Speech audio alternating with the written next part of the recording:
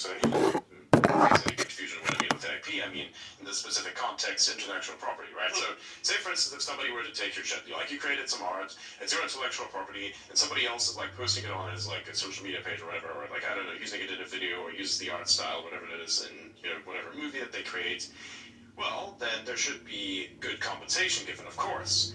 And I think if, say, for instance, you are unable to reach out to the person that owns the IP and distribute it anyways, and let's say you make money out of it, say through sales of some merchandise or, YouTube video, whatever, on here even as well, that the person who's the owner of the intellectual property should get a decent cut of that. So in my case, if this were how copyright would work, the enforcement of copyright would work, then it would actually be good, because then you could say, oh, you want my content?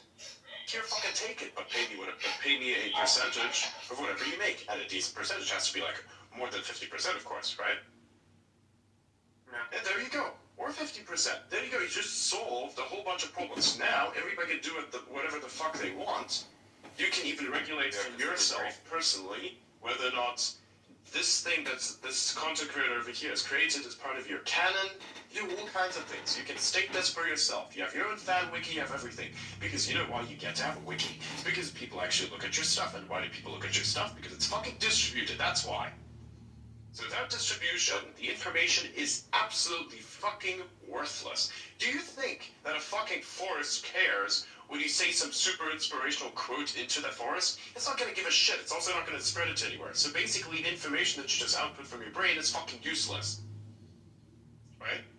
So that's what it's all about. That's what I hear.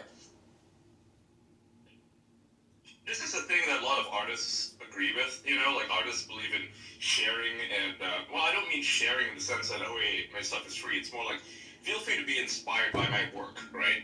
And let's create something that is, part of this canon. Like, okay, so I just bought these two books. It's called Verbis, and I don't know if you've heard of it, but, in the 90s, you could buy, like, game manuals, right? Say, for Diablo, right? You buy a manual, and it would tell you more of the canon or the lore of the game than the actual game did. Because the game itself didn't really tell you that much of a story, right? It didn't give you the background into, the items, for example, that you looted from the monsters. Like the Butcher. Who is the Butcher? Who was he when he was alive, right? So if you read one of those Prima game manuals, strategy manuals, it would actually tell you the background of that character, right? Things like that. So Verbis is this art project by this guy named Plastibu, who's a European artist, and it's essentially a game manual for a video game that does not exist.